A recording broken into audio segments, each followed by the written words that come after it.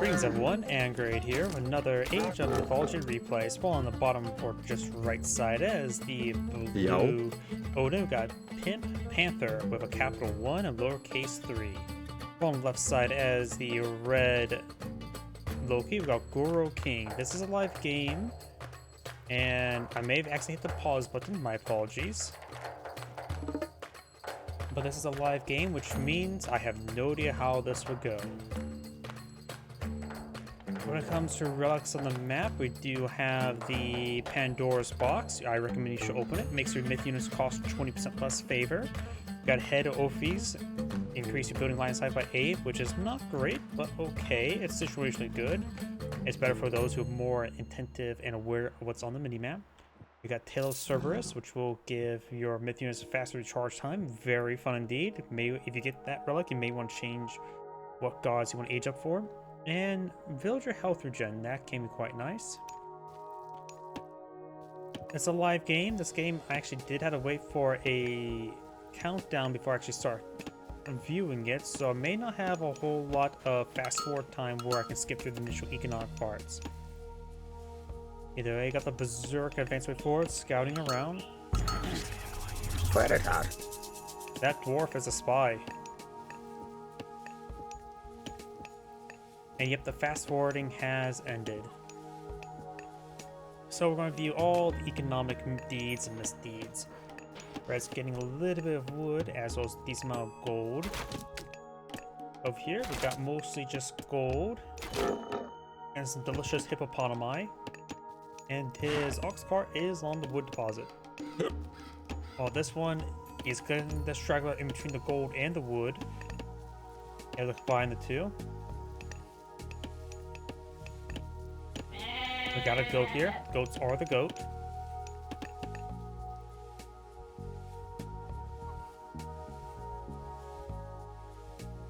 Blue's goats are scouting around. That's very Age of Empires. They will find the shallows. It's filled with water. But these waters are lacking fishies. Let's see, you got dwarves here. We got gatherers here. Let's see, Loki is on the right side, even though on the left side of the map, so this stuff is backwards. It's going to throw me off quite significantly. Odin's going for gatherers, so Loki is going for dwarves. And here comes the temple. Let's see, what things can make usage of the Tail of Cerberus, get the faster cooldown abilities? You got the Inhare and the Troll, not the Valkyrie. Red is going for a central temple here with some housing nearby. And that's pretty close to the Tail of Cerberus. He may quickly pick that up. Loki is currently aging up with Heimdall, get the Inhare, which could use the Tail of Cerberus, while his opponent is going for Freyja, gives access to Valkyrie in Forest Fire.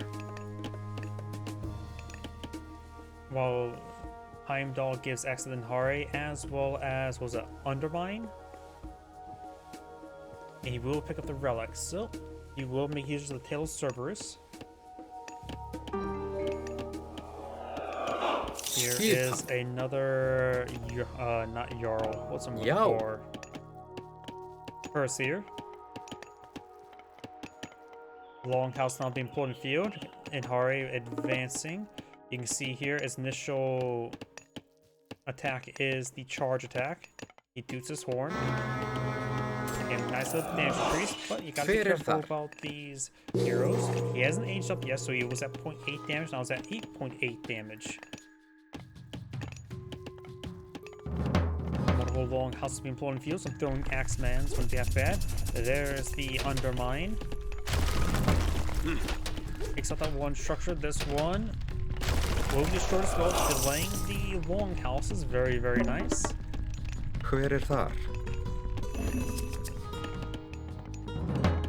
Multiple longhouses now trying to rebuild. Some of these dwarves can be hit.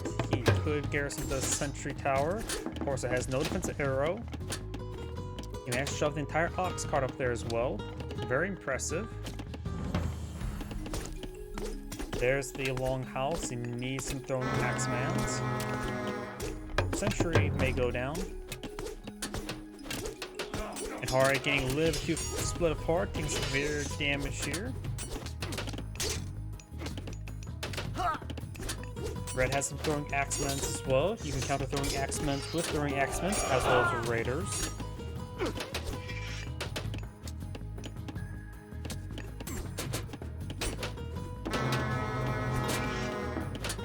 Of course, the later start of Blue is going to cause some issues. He's going for multiple throwing axemen queues now. Well, only has the one long hut who's still burning some throwing axemens. And Red's going for a mix of gatherers and dwarves. We got the Great Hunt deployed somewhere. A little bit late as well. Most you see that pretty early. There's a lot of hippopotami. You must use on hippopotami. They're quite delicious. And Red will be forced on back. I just remember something as well. Where's the Valkyrie? Did the Valkyrie already go down? That's the Raven. The Valkyrie must have already went down earlier on. Wasn't paying attention to her. If she was still alive, the healing wouldn't be half bad. Bro's just on the edge of the map. I think you can turn an auto scout on those. Another Inhari now deployed on the field. Going for another Valkyrie. Right now, the rating potential is nice with it, but I think the healing potential is even a little bit better. Because he's on defensive, and keeping these guys top on health could be quite nice.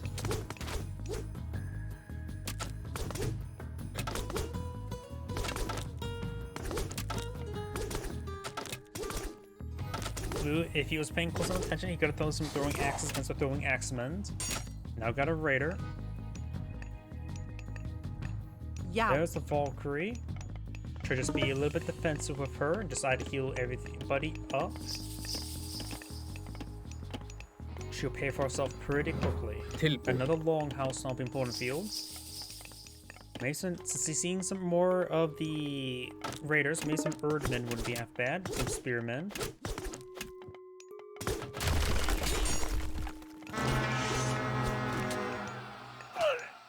There goes one of her seers.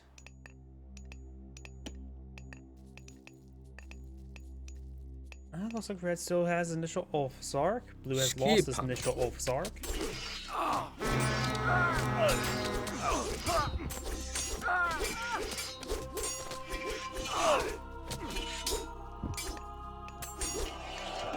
More throwing action point here. We've got some Erdmen now deployed in the field.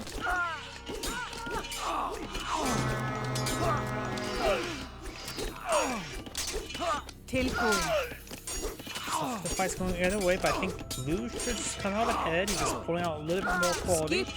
And Hari will go down. Blue has a slight advantage, but reinforcements are coming on in. Blue now has not the advantage anymore.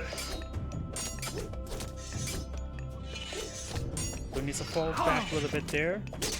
And Red got a free Valkyrie because Loki. Free Valkyrie could also provide the same healing benefits. Also is a pretty nice force multiplier.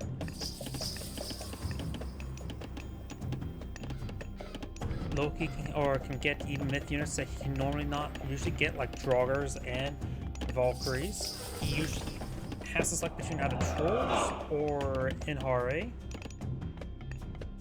And this Valkyrie does give him a nice source of healing. Multiple structures being pulled on the front line, another great house, market, and a longhouse.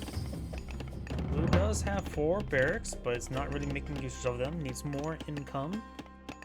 He has 4 production queues, technically 5 for the Great Hall, and he only has 1, maybe 2 going at a time. Right now, 0. Another Inhari now been put on the field. Great Hall's not being pulled on the field. A handful of raiding cavalry wouldn't be half bad. His opponent has not deployed out any Erdmen. And Blue still has a spy here, so he's able to see everything nearby. If we switch over to Loki, explored, you can see this is what he sees. A decent amount of vision there. He sees his opponents push way forward. Tilbúin. Did he go fast forward there? I think I'm just going crazy. More throwing action being pulled out by blue. Got some more raiding cavalry for red.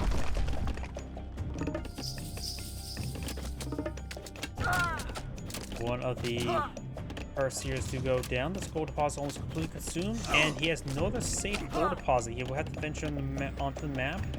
Down here is possible, but very vulnerable. Up here is probably a safer option. And way up there is even better. The problem is, well, wherever he goes, the spy is not grip. It's on a dwarf, so he will know which gold deposit he's going to be on. And blue can't see that spy symbol. Yo, skipper. The number of raiding cavalry point. If you've got a number of Valkyries as well as a raiding cavalry for blue, the gold mine's heading up north. Raiding cavalry match goes on the throwing axeman. No Erdman over there. That red is smashing through blue's front line. Hari is providing excellent for smoke flyer. And blue just got knocked out by Erdman over here. And whatever he did, he went down to the throwing axeman. And Ari does provide pretty good damage. Not so spoke as the Valkyrie. Oh, we got a forest fire up here. Apologies, I hit my microphone as well. And Odin decided to back up the game there as well. This Angry saying, thanks for watching, and on to the next replay.